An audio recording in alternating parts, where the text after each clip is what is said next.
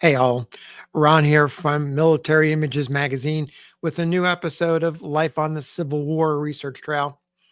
Today we're going to the gun smoke blanketed battlefield of Gaines Mill, Virginia, through which Colonel Evander Law's brigade prepared to charge early in the evening of June 27th, 1862. Law recalled its sulfurous source on high ground on the opposite side of the field, about a quarter-mile distant.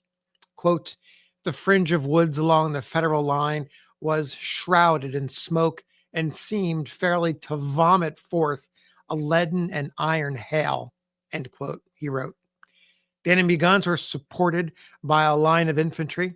Halfway down the elevation, a second line of infantry dug in behind freshly chopped logs. A third line entrenched at the base of the hill. In front of them, a marshy ravine provided a natural layer of defense. Lieutenant Robert Thompson Coles, adjutant of the 4th Alabama Infantry in Law's brigade, described the Union position as a perfect Gibraltar. This impregnable spot marked the center of the Union line held by Major General Fitzjohn Porter's 5th Corps. Law formed his brigade in two attacking lines, the 11th Mississippi and the 4th Alabama in front, and the 2nd Mississippi and 6th North Carolina behind them. On Law's left, a brigade of Texans and Georgians prepared to join them in the assault.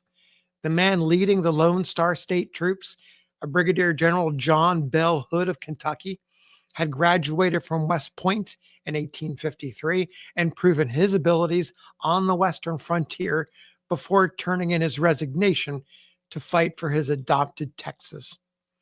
The brigades would not go it alone. General Lee, his armies back against the gates of Richmond, amassed 16 brigades to attack the Union Army's rear guard after General George B. McClellan ordered a withdrawal to a more secure base of operations. The attack went off about 6:30 p.m. Law and Hood, under explicit orders from their division commander, Major General William H.C. Whiting, marched their brigades rapidly across the field towards a slight rise ahead of the ravine. Adjutant Coles recalled the drifts of gun smoke, limiting visibility to no more than 10 feet, as the men braved a withering storm of lead whizzing and hissing and popping all around them. They reached the rise and continued down towards the ravine. Union infantrymen squeezed the triggers of their muskets and blasted the oncoming Confederates. Their brother artillerymen pumped round after round at the gray attackers. Alabamians, Mississippians, Texans, and Georgians fell with every passing second. The sights and sounds of bullets and shrapnel thumping into bodies through the misty fog of smoke took 1,000 or more Southern soldiers out of action. And still, they advanced. Law recalled after the war, quote, the two gray lines swept silently and swiftly on. The pace became more rapid every moment. When 30 yards of the ravine and the men could see the desperate nature of the work in hand, a wild yell answered the roar of Federal musketry, and they rushed for the works. The Confederates were within 10 paces of them when the Federal in line in front broke cover and, leaving their log breastworks, swarmed up the hill in their rear, carrying away the second Union line with them in their rout. Then we had our innings. As the blue surged up the hill in our front, the Confederate fire poured into it with terrible effect. The target was a large one, the range short, and scarcely a shot that fired into that living mass could fail of its errand. End quote. Law's and Hood's brigades shattered the Federal center. Only the cover of night allowed Porter's mauled 5th Corps to rejoin Major General George B. McClellan's main army of the Potomac. Lee won the day and his first significant tactical victory since being named commander of the Army of Northern Virginia. On the U.S. side, the loss prompted the hesitant McClellan to withdraw his army from the peninsula without achieving the goal of capturing Richmond. The tandem assault by the brigades of Law and Hood made the success at Gaines' Mill possible. Official reports of the engagement provided the first draft of history. Major General Whiting praised Law and Hood for their achievements and called out the Texans for being the first to break the enemy line. Stonewall Jackson, to whom Whiting's division temporarily reported, and other senior commanders echoed Whiting in emphasizing Hood's performance. Hood's concise report detailed the gallantry and sacrifice of his officers and men. There's no after-action report by Law in the official records of the War of the Rebellion to compare to the timely writings of Hood and senior commanders. The lack of a report resulted in no formal recognition of the deeds of Law and his men, and no detailing of his command decisions and other particulars. Law's performance, arguably the best of the war, at least up to this point, was left to his peers and superiors to evaluate and contextualize. It was not the last time Law failed to file. The summer of 1862 provided new opportunities for Law to hone his skills as a brigade commander in some of the hardest fighting with the heaviest losses up to this point in the war. On July 1st at Malvern Hill, the last of the 7 days fights and the conclusion of the Peninsula Campaign, Law and Hood repeated the tandem assault, but this time it failed.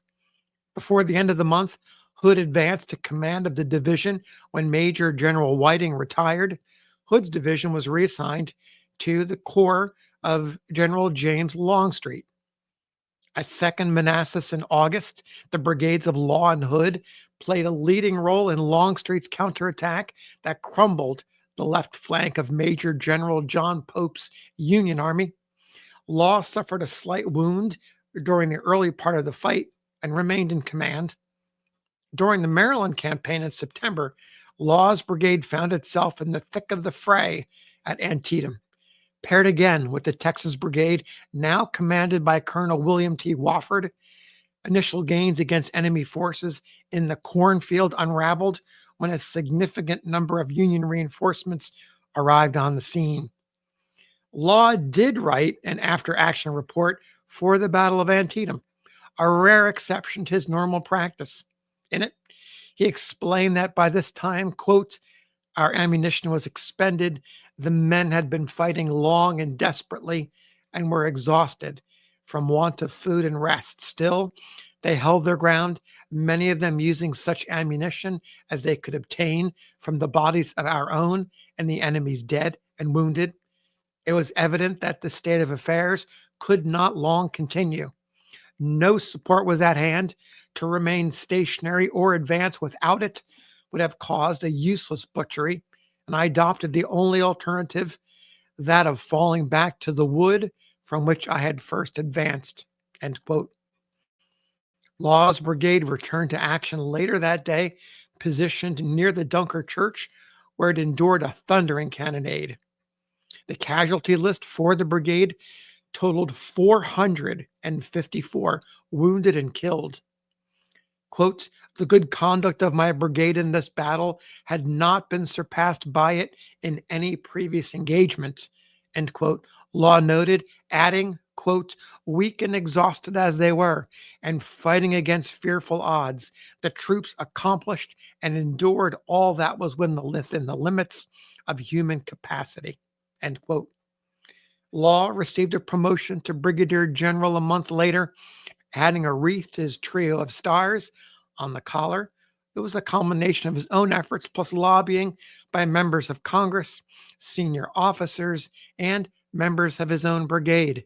Hood, who had served alongside Law since late 1861, wrote to Secretary of War George W. Randolph, I, quote, have had the best of opportunities to judge of his qualifications as an officer, both in camp and on the battlefield, and I take great pleasure in stating that I know of no officer more worthy of promotion than Colonel Law, end quote. Back in Alabama, news of Law's promotion received praise in the press. Quote, no officer in the service has been more efficient, capable, and gallant. No one has been more oftener in battle or led a more gallant regiment in the field. He has won his spurs by dint of merit alone. Alabama may be well proud of E.M. Law, end quote. The near constant campaigning through much of 1862 ended with the Battle of Fredericksburg. Law's brigade played a minor part in the fighting, during which the newly minted brigadier's horse was shot from beneath him. The next month, in January 1863, Law's brigade became an all-Alabama force composed of the 4th, 15th, 44th, and 47th Infantries. This change acted on a belief that brigades unified by state experienced higher morale and thus fought better. But the move dissolved the esprit de corps forged in the crucible of battle by the Alabamians, Mississippians, and North Carolinians in 1861 and through 1862. From this point forward, the 4 regiments would be known as Law's Alabama Brigade, Hood's Division, Longstreet's Corps. Law and his command eased into the new organization in the vicinity of Suffolk, Virginia in February 1863. Longstreet's Corps was charged with protecting Richmond, gathering supplies, capturing the Union garrison, and coming to Lee's aid if needed. Law's Alabama Brigade and their comrades saw but light skirmishing during this time. Law took a leave of absence for personal business in March of 1863.